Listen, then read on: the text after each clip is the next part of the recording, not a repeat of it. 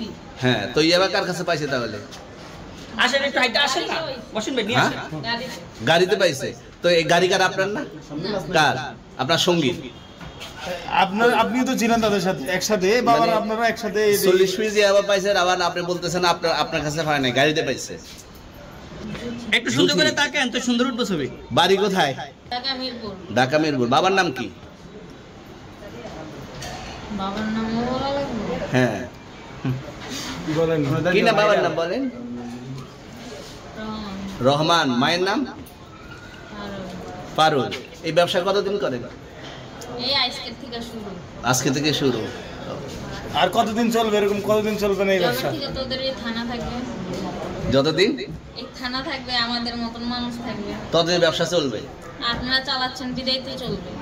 ভাই আমার বাপের জন্ম কেউ হয়নি, আমার জাত গোষ্ঠীতে কেউ হয়নি। তাহলে এখন এই মালগুলো আসলে কার? এই যে 40 পিস ইয়াবা, এগুলো কার? ইনাদেরকে জিজ্ঞেস করেন। তো পাইছে তো আপনাকে সহ, গাড়ি সহ, আপনার সঙ্গী সহ।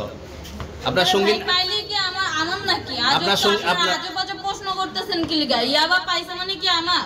ইয়াবা কার হ্যাঁ? তাহলে? গাড়ি কার? ইয়াবা আমার না, ও কিনছে, ও খাইছে। ওর নাম আমি কি? ওর নাম শুনেন একটা কথা বলি, আমি যে তোর ফ্রেন্ড তাই বললে আমি এই পর্যন্ত আসি, থানায় পাড়া দিছি, আমি ওখান থেকে চলে যেতে পারতাম। আমি একজন আর্টিস্ট, ওকে, আমার ডান্সার, আমার সবকিছু আছে।